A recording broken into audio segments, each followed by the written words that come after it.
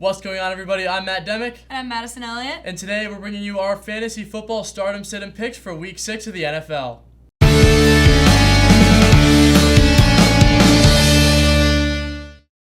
My first start, I'm going to be taking Rashid Shaheed. Rashid has been flourishing in the Saints offense this season. He's put up 15 or more points in all but one game. New Orleans takes on the Bucs this week in a game that's sure to be high scoring on both ends. Tampa Bay is giving up nearly 260 yards per game this season, which is bottom 5 in the NFL. Rashid has the ability to break out and make big plays, and that's something that can help turn the tide in this game. And we've seen the Bucs implode in their secondary and let up big plays, like we saw this last week with Darnell Mooney and his game-winning play over the Falcons. Rashid's targets are up in recent weeks, which should lead to him continuing his impressive start to the season. Speaking of Darnell Mooney, my Week 6 start is going to be Falcons wide receiver Darnell Mooney. In Week 5 against Tampa Bay, he caught 9 passes for 105 yards and 2 touchdowns, having his best performance of the season so far. But I'm not in the habit of chasing points. Mooney has scored the double-digit points in PPR leagues in 3 out of 5 weeks and averages 15 points per game. This week, he will be facing a Panthers team that has allowed 8 receiving touchdowns and gives up over 35 points per game to opposing wideouts.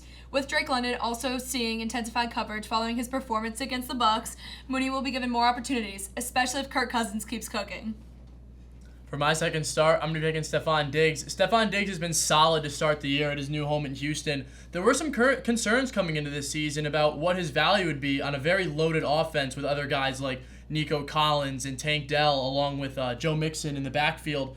But the team has done a really good job of keeping him involved. He's only been targeted 4 fewer times than Nico Collins this season and only has 1 less reception. In the past 3 weeks, Diggs has been targeted 8 or more times and has only finished below 14 points once this season.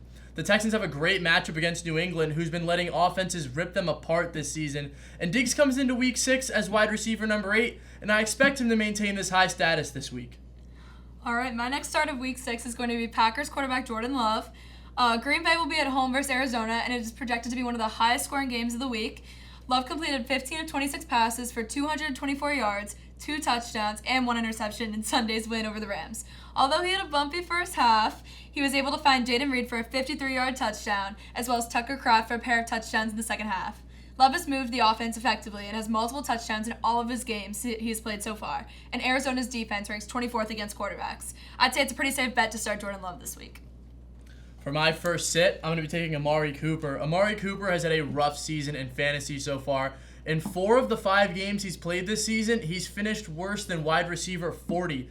Philadelphia does not have a great passing defense, but there has been a clear chemistry issue between Amari Cooper and his quarterback Deshaun Watson.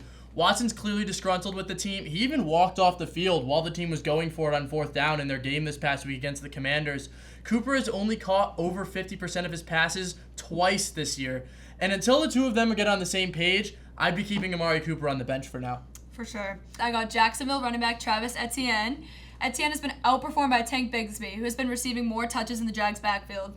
In Week 5, Etienne rushed 6 times for 17 yards and brought in 6 of 7 targets for 43 yards, and the Jags win over the Colts on Sunday. Bigsby carried the ball 13 times for 101 yards and a touchdown. Not only did Tank Bigsby outperform him, but Coach Doug Peterson also showed Monday that Etienne got popped pretty good on his shoulder. While the issue does not sound like it will impact Etienne's status for this weekend's matchup against the Bears, there is still a chance he will be on the Week 6 injury report. Regardless of the shoulder situation, though, Etienne has underperformed all season, and last week was supposed to be his breakout game, so I'd keep him on your bench for now. And for my final sit, I'm going to be taking either of the Commanders' running backs, Austin Eckler or Brian Robinson Jr. They've both been very serviceable flex options this year as your third option. You can rely on either of them to bring you in 9 to 12 points on a weekly basis. And they have a tough test this week coming up against the Ravens, who've only let up 60 rush yards per game this season. They've been stifling other running back communities. We saw it last week with Zach Moss and Chase Brown, one of the more dominant running back communities we've seen in the NFL this season, and they completely shut them down. They virtually removed them from the game, forcing Joe Burrow to take things into his hands.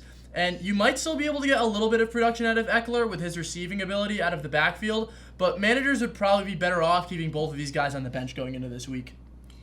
For my last sit of Week 6, I'm going to go with Bears tight end Cole Kmet versus the Jaguars. Kmet's snap rate is up, but his production has declined since his Week 3 outburst. Kmet has been tasked with keeping rookie quarterback Caleb Williams safe as a blocker more often than not, and that will likely remain the case until Chicago's offensive line improves. The Jaguars are surprisingly strong against opposing tight ends, allowing them fewer than 10 points on a weekly basis. After seeing only 7 targets across his last 2 games, Kmet is best left on your bench for this week.